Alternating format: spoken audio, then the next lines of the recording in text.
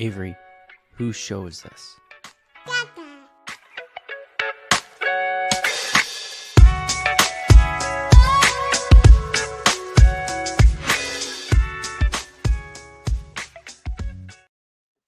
And we're live. Welcome, everybody, here to the Lakers Lounge Podcast. I'm Anthony Irwin, Senior Lakers Insider for Clutch Points, joined on this fine Wednesday. It's Wednesday, right, Pete? It's Wednesday. It sounds like a Wednesday.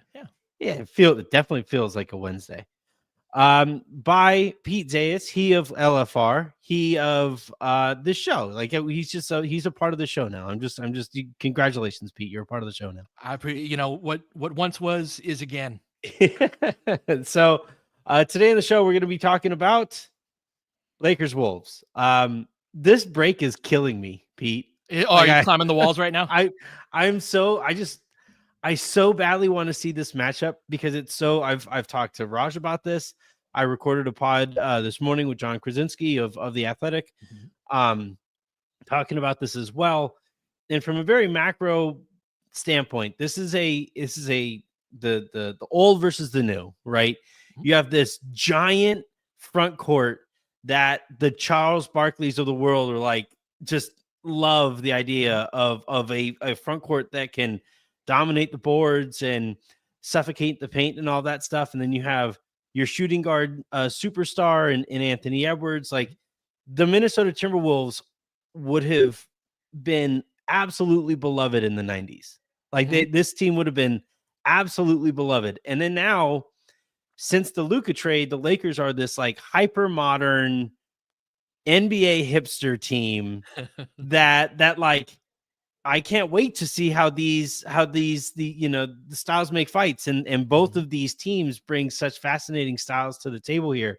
And I've been talking about this matchup now. It feels like 3 weeks, even though it's been 3 days, and I just need to get to Saturday already. And I can't believe we've arrived at a place too where we're legitimately really looking forward to Lakers playoff basketball. It's not something that we're going into like wincing into the getting ready to get slapped in the face for the play-in.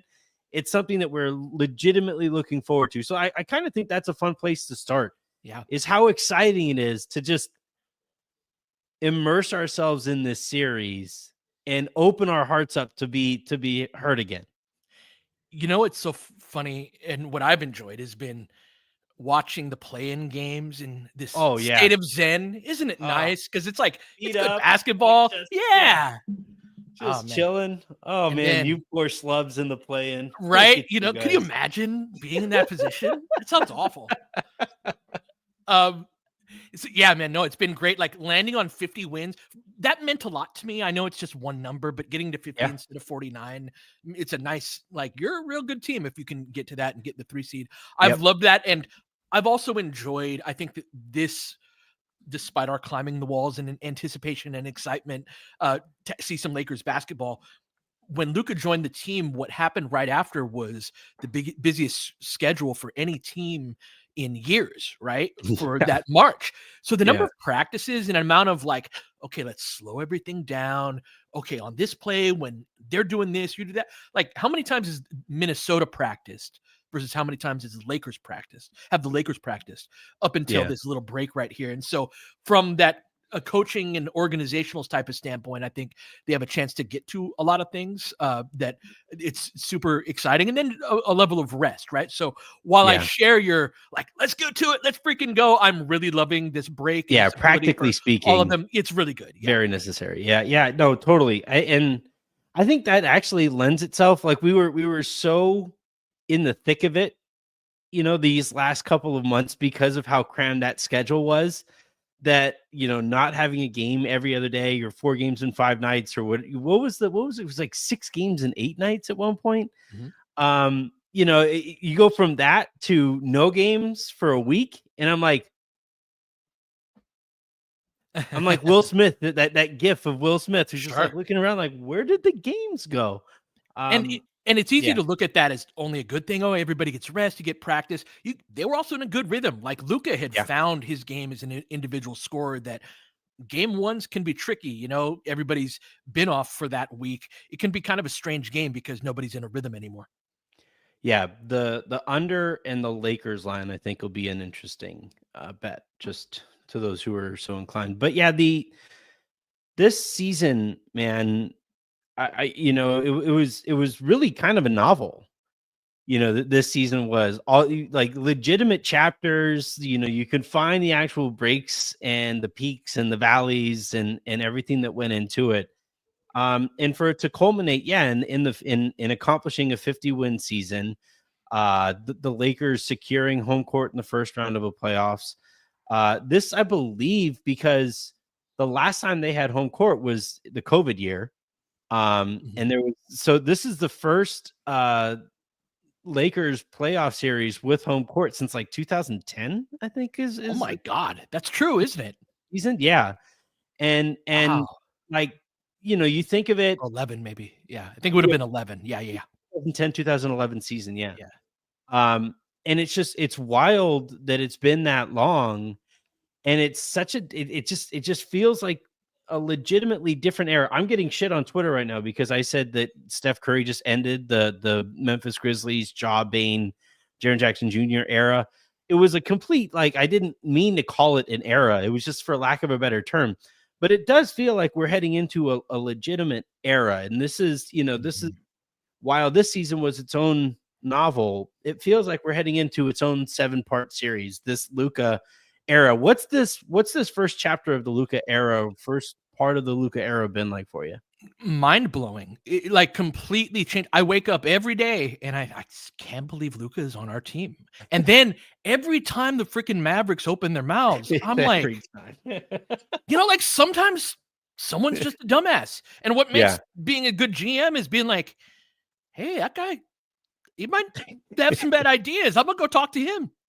You know what I mean? See what, and maybe have a relationship with him. And so it's been so full of these twists and turns and all of that. You got the Mavs playing in the play-in tonight and all of that. Yeah. But it's been shock followed by getting used to watching him on a day-to-day basis, which is always such a different experience than watching from afar. And just seeing what he's about. I've really enjoyed when he's locked in on defense and just sort of how complete of a basketball player he is. And that's part of why we did enter the Luka Doncic era for sure this year, but a mini era is going to be this Luka LeBron era, which is such a cool, like, those are two of the all-time greats, right? Like, Luka's going to have an argument for one of the best offensive players in NBA history when it's all said and done. And so he's playing with LeBron James healthy going into the playoffs.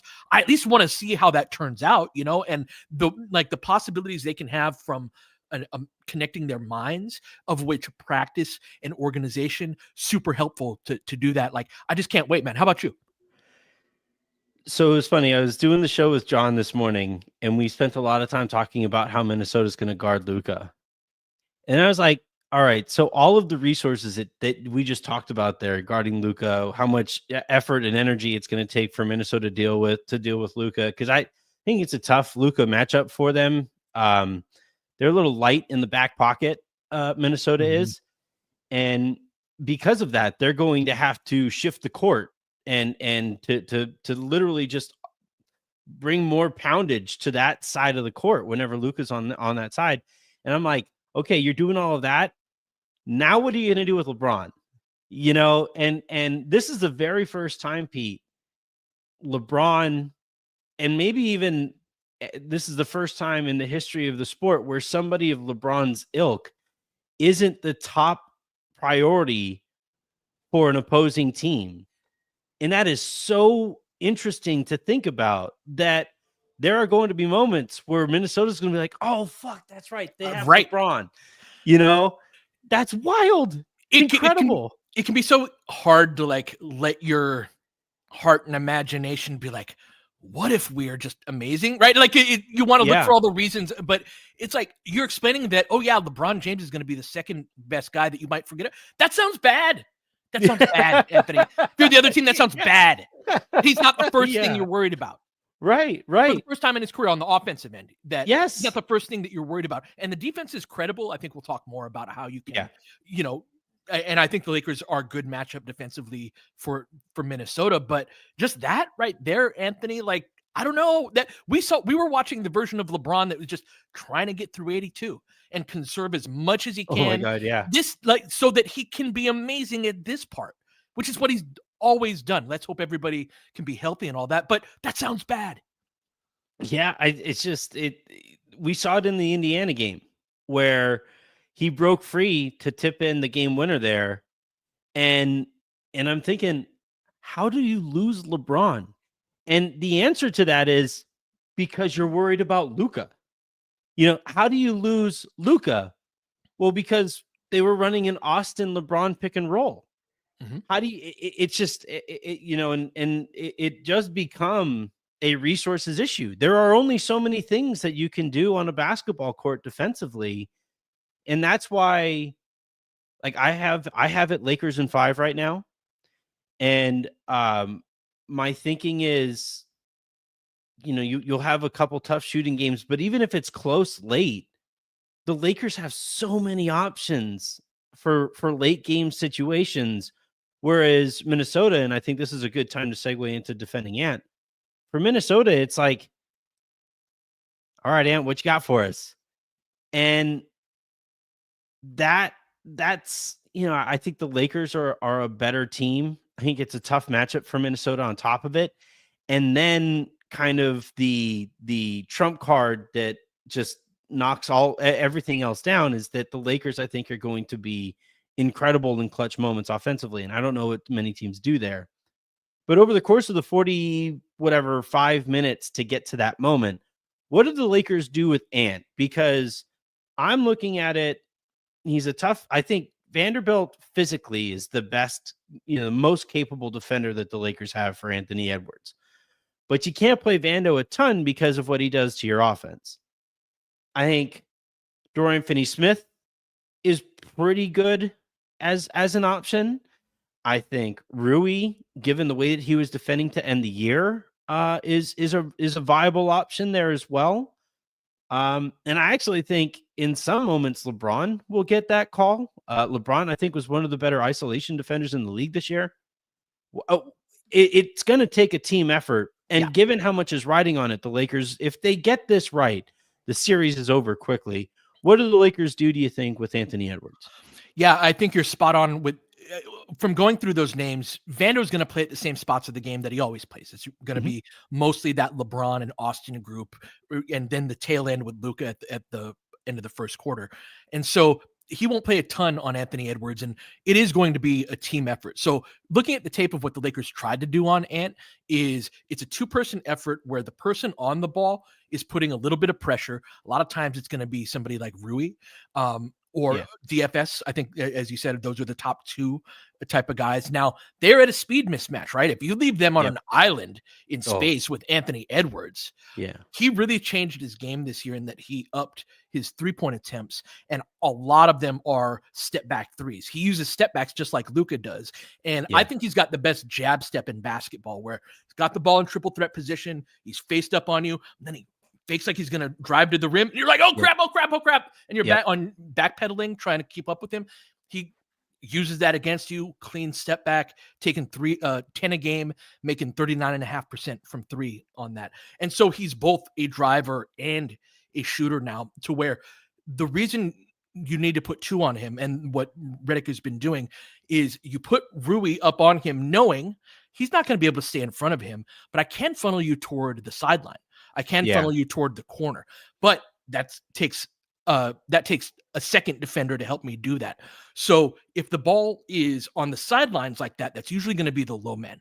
I think Jackson will be on the strong side a lot on the back end with the starting lineup, but a lot of times in the small ball groups, especially, it's going to be LeBron or it's going to be Luka on that back line. And together between that on ball guy, DFS, Rui, and Luka, or LeBron, ideally LeBron, they form sort of this, trap. It's a soft trap of sorts, right? And they want to create these sort of puzzles for Ant to solve. They want to make him make decisions as a playmaker, not just kick their butts as a scorer. And then if the ball's in the middle of the court, the Lakers really like to lift their corners and be like, pass the ball to McDaniels in the corner, pass the ball to Alexander Walker, initiate your offense from the corner like that. And we're really happy kind of funneling you away from that. But we are not going to let you drive to the basket. There's going to be one guy step away from Rui, ready to help if he drives left, ready to help if he drives right. And then between that, go pass the ball into the corner and then work off of that. It's funny the way that teams or the Lakers are going to defend Anthony Edwards, I feel like is antithetical to the way that the Wolves are going to want to guard Luka, where for Ant, it's like, here's this Rubik's Cube. Please solve this. And it's like, you want to make him think just long enough to where, you know, he's not in rhythm as a scorer. Whereas with Luka, I think a lot of teams, and you see this with Jokic some too, you see teams try to turn them into scorers because that means they aren't getting everybody else involved. And with Ant, it's like, no, please try to get other people involved. That's not what you're good at. That's and his team isn't really built in a way that, you know, getting other people involved. We saw that, like, the best example of this, and I've used this a couple of times, but in that double overtime game against Denver was sending two guys to him at half court. And it was like, please pass the ball over there to Julius Randle. And the ball got over there to Julius Randle, and he took a step back 27-footer. And Denver's like, perfect. Excellent. But you can't do that against Luka, because if you do that against Luka, the guy who's catching that pass over there is either Austin or LeBron, and you're kind of screwed. Yeah. So that's the thing. I think that's the top separating factor here in this series, and I think in most matchups that the Lakers have, or that they're going to go into, is their second best option is as good as most teams' first, or just a step below most teams' first options. And if the Lakers, and JJ's defense has been really good at this over the course of the year, if the Lakers can just provide enough hiccups for the other team's best option, knowing that they don't have second options to compete with the LeBron or Austin second option, then it just becomes a math game. And the Lakers have been able to handle that to this point. With this Wolves unit, though, and in defending Ant, one thing that the Lakers are going to try to, I got a great question yesterday in the mailbag that I tried to answer on the fly, but I'm going to present it to you too. Okay. But Ant is a tremendous transition player. He's a fast break onto himself. And usually the way that you keep somebody like Ant out of transition is on the other end, on the offensive end of the court. Is there anything else that the Lakers can do, though, even on plays where they aren't turning the ball over, to ensure that Ant isn't wrecking them in transition before they set up that type of Rubik's Cube defense that we were talking about a second ago? A lot of times guys like Ant, you don't want to give him a runway. You don't want to give Ant a 30-foot running start, because good luck if you're on the other. It doesn't matter if you're in position, you're not. And so picking him up early is going to be super important. Just somebody that can get him going from one sideline to the other as a Lakers possession ends and a Minnesota possession begins. Before you said it, my mind was going to the offensive end, though. One of my biggest worries of this series is that you're right in saying that Minnesota doesn't have as much in the back pocket, but they have a great deal of length. And this is a Lakers team that between LeBron and Luka can get a lot, and Austin as well, can get a lot of passes deflected, like right on the ball. And Minnesota will eat you alive on that. Guys like Edwards, McDaniels, their whole team in transition, DiVincenzo, Naz Reid on, trailer threes. I think that Minnesota's path to winning the series, if they could, is going to be a very like defense to offense type of style. And I think that those on-ball deflections and just, ball denial, forcing turnovers, things like that. So I do think that that's still the number one thing with Ant. But yeah, picking him up early, getting him going sideline to sideline, I think he's one of the best bets there.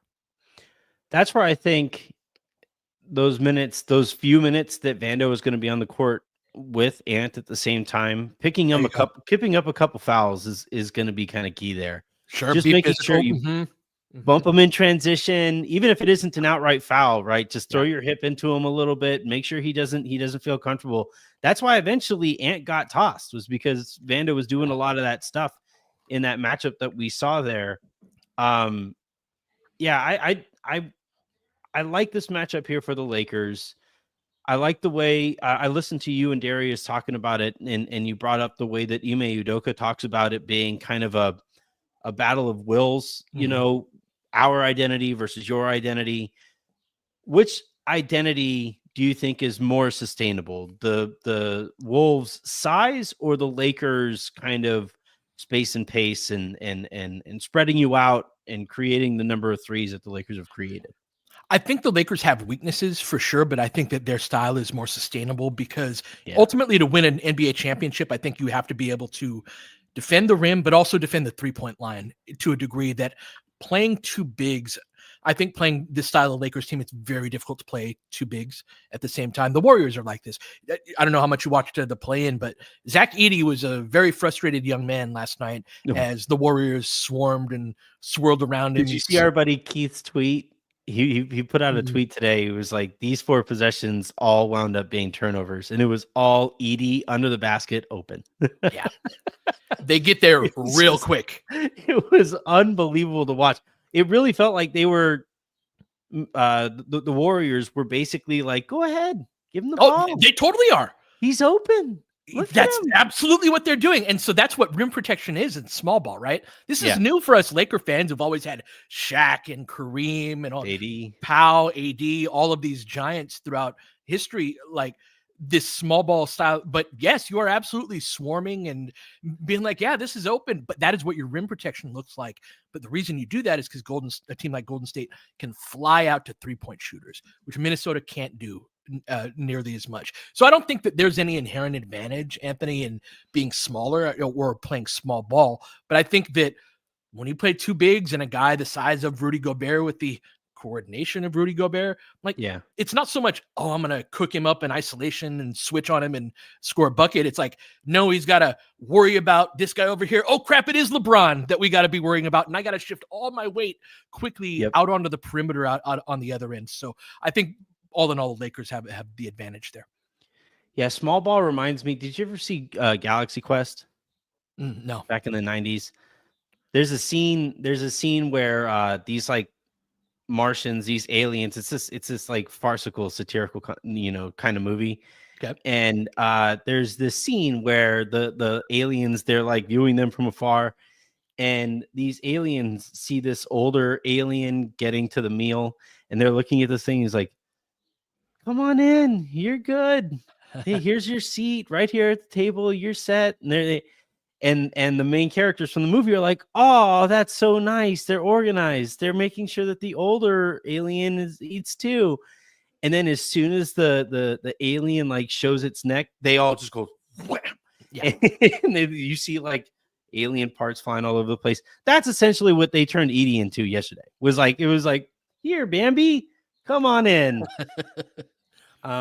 It's the Lakers were doing that in that Mavericks game too, where LeBron had a few steals there. One in particular where he was just 15-foot line to the 15-foot line on the baseline, just kind of hovering, trying to entice the pass. And as soon as he saw the pass go in there, he just boom. And LeBron as a Draymond or a super Draymond is just a fascinating concept. And again, that's somebody that they have second on their priority list. And then even below that, they have Austin, who I legitimately don't know if they have the guys to be able to cover all of the court that they have to get back to Austin in the offense. I think this is a big Austin series. I do too. And for as much height and length as they have in the front court, they do have what I call entry points, right? Especially from a strength standpoint, is you can be bigger than Conley. You can be bigger than DiVincenzo. Even a guy like LeBron and Luka, you target those Alexander Walkers, you know what I mean? Who's a very good defender. Don't get me wrong. It's just at some point, the opposite player becomes too big for you. Alexander Walker's a guard and LeBron can post him up. And so it starts to create these different places where you can break a defense down where they're not used to being broken down. Although with Conley and DiVincenzo, that is a place that other teams do attack. I guess what I'm trying to say is getting Minnesota into the blender is really the goal, right? Get them into rotation, create that initial advantage. They're at their best where they can really ball pressure you, really ball deny, and the offense looks constipated. There's Yeah. you're 5 seconds left on the shot clock. Nothing's created. Luka's going to have to create something, or Austin, right? And so that is one thing with this series, is like the pace of the offense, I think, is going to be super important. They can't be like walking up and just getting into their stuff with 10 seconds left on a shot clock type of thing, that they can slip into that. But and then one thing you said about LeBron that I want to touch on the defensive end, the super important defender in this series, rebounder too, right? I could see a lot of offensive possessions for Minnesota not working out on the first shot, but Gobert's trying to get boxed out by Rui and misses, or Austin, you know what I'm saying? And then it's a putback type of thing. That is one way they're going to try to swat out, Exactly. And so LeBron being able to read that, get the board, or tap it to a teammate, or put a body on somebody, DFS, putting a body on guys, is going to be super important on that aspect as well. Let's kind of zoom out a little bit. And you mentioned it, you used a phrase earlier where it's like, we're almost reluctant to acknowledge how good the Lakers could be. And I love that phrasing of it, because that's where I'm at. I'm sitting here and I'm like, man, I think they're capable of some shit. Me too. I like, those games against the Thunder, I walked away from the Thunder whelmed, not overwhelmed, obviously, because the Lakers handled them. Not underwhelmed, because there was still stuff to respect there from the Oklahoma City Thunder, but thoroughly whelmed. And that's the best team in the conference. They won 68 games, man. They're really good. They're really fucking good. And the Lakers took it to them one game in OKC, and I thought we're en route to another win. Now, however you want to, whatever you want to call it or whatever, you could see OKC's shoulders start, just kind of slumping a little bit. They're like, this again with Luka? We're going there again. And then as soon as the ejection happened, they're like, oh, how about that? And so like those were the two games back to back in OKC. And everybody else, like the Lakers beat the crap out of Denver.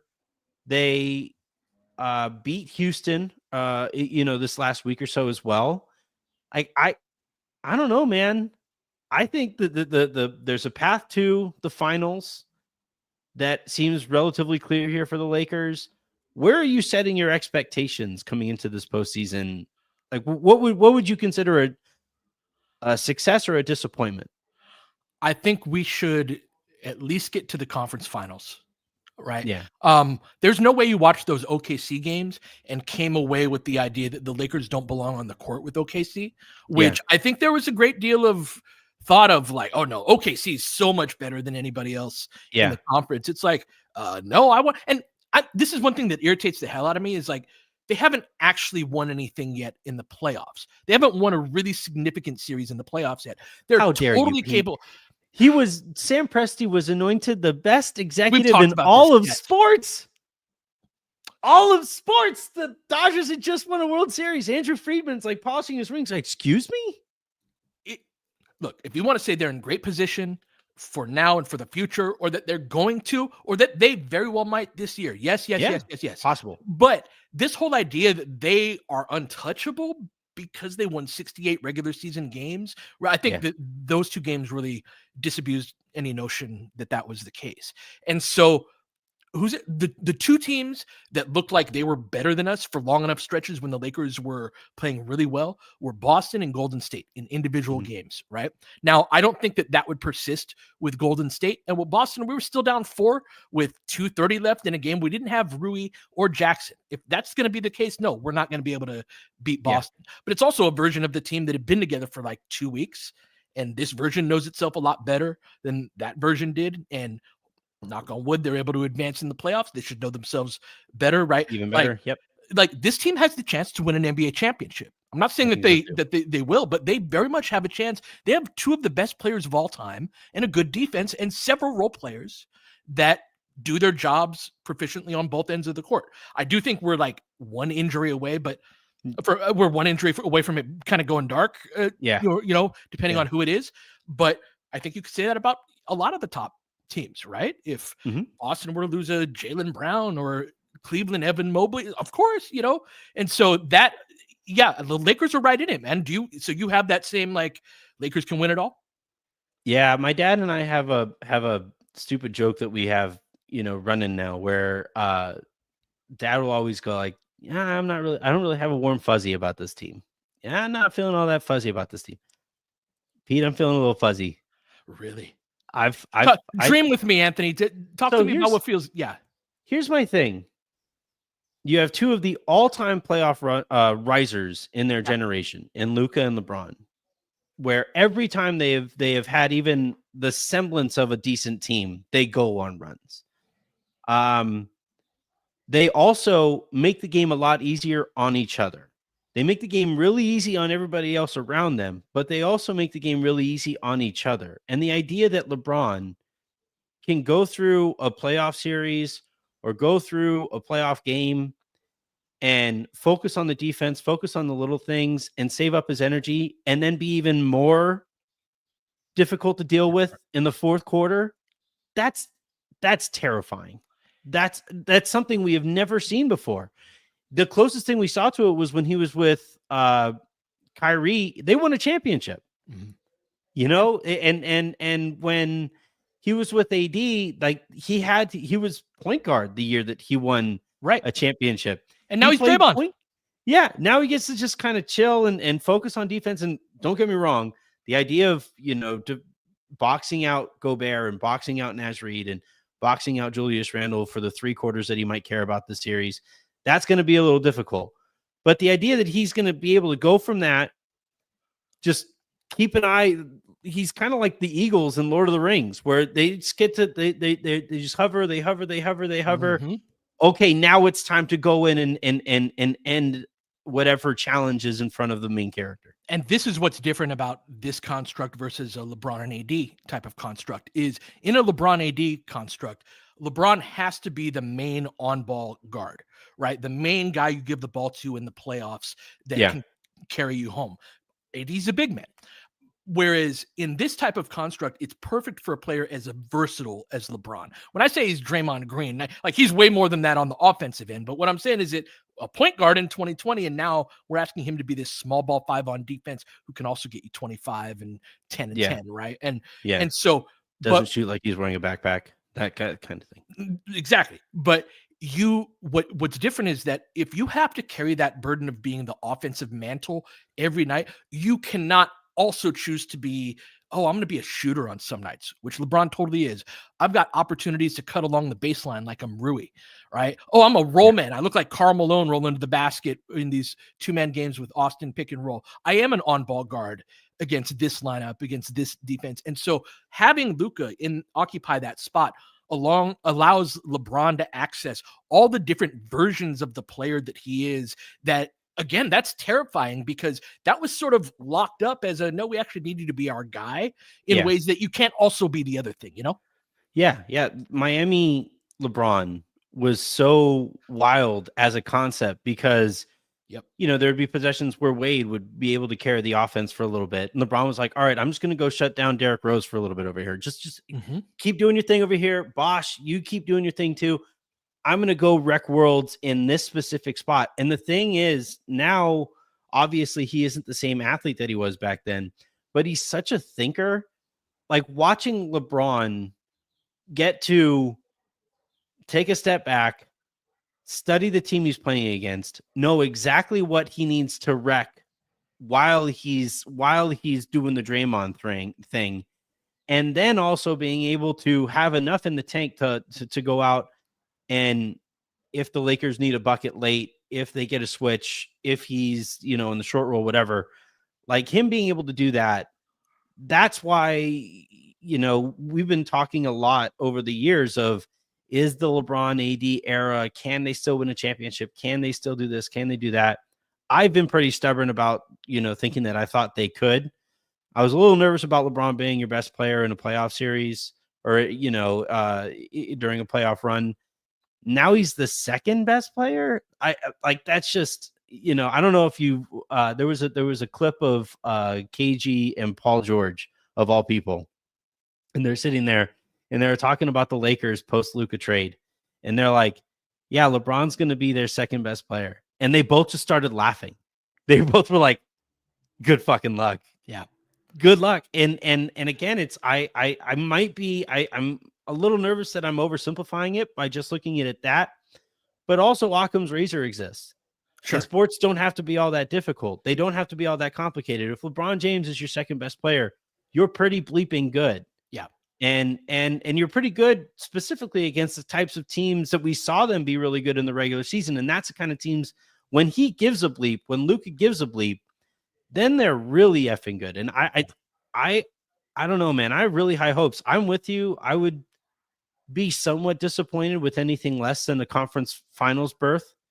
And I really think that they could beat anybody in the league. There isn't a single team out there, West or East, that if the Lakers were beat them in a series, I would be jumping around for joy because I didn't think they had a shot going in. And that's all we've asked for, Pete, the last few years. You can ask for as a fan, right? Yeah. There's no guaranteed. How many championship level teams have we seen across all of our favorite sports teams that don't work out? We don't know if this ends in sunshine and lollipops, right? But they have two of the greats of all time. I think LeBron is sort of steps into AD's vacancy in some ways, where Luka replaces LeBron in that offensive role. That LeBron is not AD, but he's more qualified to do some things, and like you could do a lot worse from a high level thinker and defensive player, rebounder type of thing. Where that's a nasty combination, man. And you throw Austin Reeves and I don't know, man. We've got 7 guys that I feel very good about, and 2 more that you could sprinkle in here and there in the right matchup and in the right lineups. And that's typically what you need to have. What do you think about Redick, Anthony? What do you think about Redick's first run through the playoffs? I think I'm always going to remember Redick's first season for him keeping Luka in the game against Dallas just to pick up the foul and get the extra ovation from his team. Yeah. That kind of thing goes a long way. With the trust from your team and the understanding of the moment and the way that he talked about it afterward. I have the same questions that I would have about any rookie coach going into a postseason, right? How are you going to in the postseason? If you wait 30 seconds to make an adjustment, that really effing hurts, right? That really stings. And we'll see how he handles that. But just from a culture setting, leadership, somebody that the guys are going to run through a wall for, that's basically all I was looking for from Redick in his first season. Can he own a room with LeBron in it, with Luka in it, with whatever future star he might be eventually coaching? I think he's totally lived up to that. Me too. And most importantly, this guy is such a freaking maniacal competitor that he is not going to allow himself be the reason that the Lakers didn't do X, Y, or Z. Oh, and I like that. That's if I were a Lakers fan, that would be the starting point of like my analysis on him. What have you thought of his first season? So first season overall, I think he's been spectacular. I think that the strategic choices that he's made, like for example, last year the Lakers kind of split or even were more D'Lo point guard heavy than D'Lo Austin right at the beginning of the year, prior to any hey, we're gonna trade for DFS or anything like that. They made a definitive no, we're going to actually play Austin at the 1. The whole concept of the team is going to be built around this. Now, likely that's built on because we're planning on trading D'Lo at the deadline and you don't want to build your offense around a guy you want to trade. Yeah. But that is the reps that he got at that job. I would argue Austin's a way better player at that job than he would have been had he continued to split that. Rui's development and the commitment to him at the 3, the belief in him at the 3. So he made these several, I understand the players that I have and what they can be and what jobs they can do. And I'm going to give them clear instructions and repetition at that I really love. The harder very shooter thing, right? Because with shooters, yeah, that's true. With shooters, it's like, just tell me where I need to be on the court. Where's the ball going to be coming from? Where is it going to be a skip pass? Is it going to be a bounce pass? Where do I need, I need shooters. That's what I was good at. And that's how I think of the game. That's how I think of all of this is like, just, I need the regimented approach to this. And I think he thinks of that for everybody on the team. The stuff that you're talking about with Rui and all of these guys, it's like, I am going to tell you specifically what I need from you. It's going to compound your skills and it's going to involve your skill set, but we're going to give you as much repetition over the course of the season in that spot, even if there are growing pains early, so that by the end of the season, you're ready to knock down that shot. You're ready to handle that possession. You think of it from that standpoint, it makes a whole bunch of sense, I think. You can apply the same framework to him, right? Meaning that he's gotten all of these reps and all of that, where the playoffs and the mid-game adjustments, I don't think we'll see it as much this series, in that I think the Lakers have more cards to play. I think they have an advantage, and we'll see. We might look dumb in 2 weeks, and the Lakers have lost to the Wolves. Right? Yeah, right. Oh man, this podcast could age really poorly. Look, yes, it's the game. It's how it is. But in the more in like an OKC, Boston, Cleveland type of series, the game gets faster from a coaching standpoint. And those are the things that he's been more hit and miss on, is sort of the speed of in-game adjustments and things like that. So that's something that I'm looking for, right? That's something that I'm looking toward over the course of these playoffs, is how quickly can he adjust to the things that the other team does when they are capable of sort of countering what the Lakers do. I also think in a lot of circumstances, the Lakers are going to find the answer against that team, and like they do run out of resources, the way you were talking about earlier in your conversation with John Krasinski. Well, and that's where, I the one thing I'm a little nervous about going into this postseason with LeBron and Luka and JJ is both LeBron and Luka have had so much success as the center of an offensive universe. And when the chips are down, I think there are going to be moments where it's like JJ wants to run this, and it's like, yeah, that's cute. I'm going to run my, this, pick and roll. I'm going to call out. I'm going to match up punt or whatever. And if that's like the dark side of the coin, the bright side of the coin is, if there is a problem that the Lakers need to figure out, JJ has shown that he's collaborative with his main guys. He's, he's barely older than LeBron. Like if he's older than LeBron, it's by a couple of years. And then obviously he's quite a bit older than JJ or than Luka. But I think, and this is something that I really noticed up close in Dallas and in San Antonio, is the amount of communication. I know it was a joke at the beginning of the year. Oh, LeBron hired his podcaster, LeBron hired his co-host, and all of that stuff, which is objectively true. However, that does lead to an amount of communication. These guys are used to communicating basketball. And I would watch those games. And in San Antonio, this was before the Luka trade, LeBron, JJ, the whole team, it was this very collaborative thing. They're always talking to each other. They're always, oh, see, this is what they're running on the weak side over here. And this is what they're sending. This is what kind of help they're sending to AD here. Now that they have Luka, JJ has that relationship with Luka, and LeBron now has that relationship with JJ. JJ is kind of that uniting factor for Luka and LeBron. And the whole time they're in Dallas, and it was very unique because of everything that was going on there. But the whole time, any opportunity that they got, it was constant communication of what they could do here against the Mavericks in that game. And that's invaluable. The fact that a coach has that lack of ego and the ability and the interest to go to LeBron and go to Luka and be like, guys, what do you think? That entices buy-in. I don't know if I've seen anything quite like it.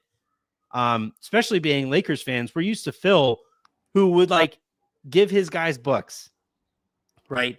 And he would dish out wisdom, but I don't know how interested he was in wisdom being dished to him. We're used to great coaches like Greg Popovich, who there's some collaboration there, but I'm Greg effing Popovich. I'm going to teach you the game of basketball. In this case, JJ and LeBron and Luka are all kind of learning the game, and they're learning each other. It's been a wild, fun, experiment to witness. It's been beautiful. I would say the 2020 team I thought was very collaborative with Rondo and LeBron and Yeah. Kidd, and Vogel had a But great then collaborative personality as well. Vogel's really egoless, right? Yeah. Vogel was why am I saying his name so Yeah. weird? Oh, Vogel we was, hitting yeah. we starting early tonight, Anthony. Yeah, you're right. Yeah. It's just it's a Wednesday, man. We're almost across the hump. But no, absolutely right. That's a great example to use. Was Vogel, who the Lakers hired to eventually fire, but he just kind of walked in there, was like, oh, look at the situation I found. Mm-hmm. And essentially the setup was, all right, LeBron, you got the offense, I'll handle the defense. And it was really collaborative. And I think that was really cool. And this has been a little different, but that's a great example. Yeah. One of the places to start too with that is Luka's been LeBron's favorite player in the league for several years. And so if you want to navigate that whole, it's the end of a close game, and does LeBron have enough respect for the person next to him to give them the ball instead of that? He's done that with Austin, right? Yeah. And that's another thing. Austin's not that level of player, but Austin as that sort of lieutenant, that third guy within this, having the level of trust that he has from LeBron, that's, I think, is very rock solid, the trust that they have there. But then Luka, being able to see him up close, has even commented oh, this dude's really good. That starting from a place of LeBron admiring Luka so much, and vice versa, obviously, that I think that's such a great place to help bridge those potential points where you can kind of step on each other's toes. And Redick, as a rookie coach, especially, he'd be dumb not to, you're talking about, oh, it's nice he's asking these two guys for their opinions. That's two pretty good guys to ask for their opinions when you've never done this before, Well, but you look at, Mike Malone just got fired, right? And I never really got the sense that it was as collaborative as it needed to be between him and his players. Obviously, Jokic is the rudder and the engine and the sail for everything Denver was doing. But Malone was such a hard ass all the time that eventually you just get sick of him, Sure.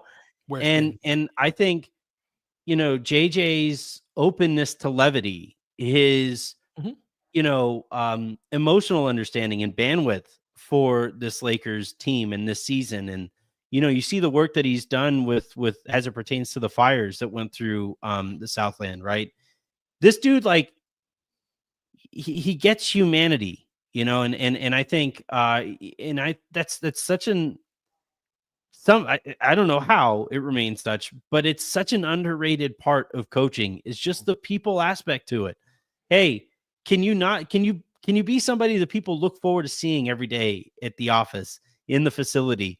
And I think he's good there. Now, we say that with the Lakers having secured the 3 seed and things feel pretty good. We just finished talking about, we'll see how things go when the chips are down. And if people still look at him that same way. But yeah, I'm not as worried as I thought I would be going into the postseason in JJ Redick's first year. And I think that's about as much as I could possibly hope for. Really, this whole season, regular season, hasn't been perfect, but going into the playoffs, thinking that this team has a chance to win the championship that I didn't think thought they had to make roster moves. Boy, did they. And they're healthy. Their main guys are healthy. They're, aside from Kleba, everybody's healthy. And so couldn't have been any more than we could have asked for. Last thing before we get you out of here, the LeBron-Luka combination. If there was one source of frustration, me, I'm going to find something. I'm going to find a scab. But if there was one thing that I got a little irked by over the course of the last chunk of the season, it was LeBron and Luka, your turn, my turn offense, and the frequency of it. It seemed to me, based on the frequency that we saw that offense, it seemed to me that they see it as kind of a strength. They do. Which I don't think they're even necessarily wrong about. The fact that you can have one on the weak side and one on the strong side, and as soon as the offense or the defense shifts just too much, you can whip the ball over there, or they can match up hunt. You can do any number of things with those guys as your best and second best option. But I've always been a proponent of win by 50. go out and kick people's asses and be the best version of yourself every possession, every opportunity that you have. It's bold of you. It's a I do as I say. I not as I believe do. in winning by 50. Yeah. That's a platform I could get behind. I'd vote for that. Yeah. And what do you think of the LeBron Luka offense though? Did you see enough of them operating together, compounding each other's skills on offense over the back half of the season? I think there's some meat on the bone there for sure. I do Yeah. think that there strategically has been a one guy on one side of the court, one guy on another, and that is exactly how you lose LeBron, the way that we had been talking about earlier. Mhm. I think the LeBron Luka offense is worlds better in the units that have a lot of minutes together versus there's a stretch at the back half of the first quarter and third quarter where, LeBron goes out 6 minutes, 7 minutes left in between the 5 and 7 minute mark left in the first quarter, takes a little bit of break, and it comes back in 2 minutes left in the first. And so Luka's often still in the game at this point, but you have this sort of hybrid Luka, LeBron, and the bench groups that have been really bad for a good portion of the year, that I think there's more two-man game that can be done within those groups or just figuring out how to play there. But I think it's half like their duo, but also just finding groups that work together. That's just a natural part of, they only had 30 games together, 25 games together, that I thought they made a lot of great progress on, like, oh, this lineup works, this lineup doesn't work. But I don't think they got all the way there in the same way they could had they had the same team for the all 82. And so I think that group right there kind of stinks, and like bridging the gap or like shoring that up right there is going to be most important, in which I do think there's more like two-man game that they could have right at that point. Yeah, that's where I think eventually Jackson comes off of the bench. Harrison's concerned if you do that that you lose Jackson. I don't know if Jackson's wired necessarily that way. I don't know. I agree. I'm not concerned about that. But I like the idea of starting Dorian and bringing Jackson off of the bench so that your meat and potatoes of the second unit with Luka out there becomes Luka, Jackson, pick and roll, and then everything kind of falls into place after that. To me, like where I think they get in trouble is when they try to do two-man stuff with Vando.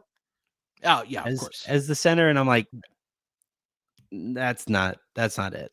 That's why Vando had been checking in a little bit later and hadn't been with the Luka groups as much, and I think you'll see him more and more paired. He's actually been very good in the LeBron and Austin groups, but yeah, there's some dissonance there between Luka and Vando that, like, I don't want to say they can't play together, but that said, though, Anthony, by doing that, you're starting to play lineups that have not played together at all at this point, of which I think it'll be similar to 2020 where JaVale started, right? And once it got to that point where it's like, okay, this is not the team.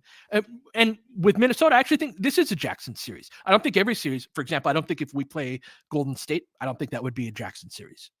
And I think that starting DFS becomes more viable, but I don't think that's where they'll start out. No, I think that's a good point. Introducing new variables in this setting with everything going on is a real downside. No, I get that. I wish we had like 20 more games. Bro, I've been saying that like for yes. Like, and that's the thing though, Pete, is like the Dodgers won their World Series last year and they won that World Series. And I was like, don't let them get this one, because next year Ohtani pitches. And next year they get to add to this World Series team. Now, the beginning of the season has been pretty frustrating in its own way. I think people legitimately bought into the 162-0 thing. But overall, I still stand by, you shouldn't have let them get last year, because that fast tracks them to dynasty status. And I think this year is a weird version of that, where don't let us get this one. Sure. Because next year, the Lakers can add a center. Next year, LeBron might take even a little bit more of a pay cut, as he was getting ready to maybe do last summer, to go out and get more help, whatever it is. This year, if the Lakers do reach the heights that we talked about earlier in this pod, they might go back to back. I'm getting way ahead of myself on, my face is at least 3 feet out in front of my skis right now. But I'm just like, man, I'm just seeing this thing.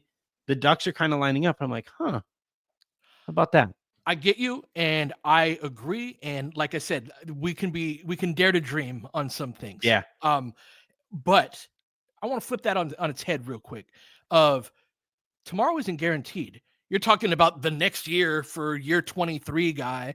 Like, is LeBron able to get through these playoffs? Yeah. And it's the playoffs are a grind physically all their own. That tomorrow isn't guaranteed for this team. We actually don't have Shohei Ohtani. Well, you could say Luka is sort of but we don't have that same sort of framework. Luka's not going to start pitching. Right. Like, one of our two best players is in unprecedented territory for an NBA player. That doesn't guarantee jack. Like, oh, we get a center next year and all of a sudden we win 70 games and all that and all hunky-dory. No, they got to capture this opportunity. They got to jump on it this year. Doesn't mean that they will, but they and I think that they very much have that mindset. But yeah, that they've got a chance. Yeah, I absolutely think so too. Well, Pete, this has been fun, as it always is. This has been, this whole season has been wild arriving here, and then I can't wait to see where things go from here on out.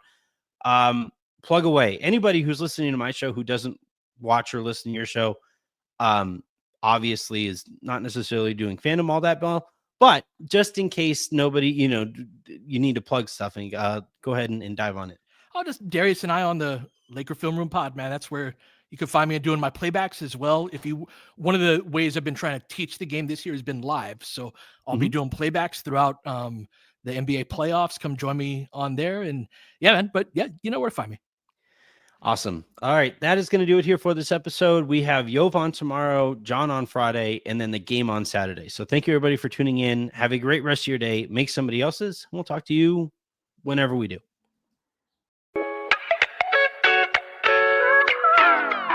Bye, everyone.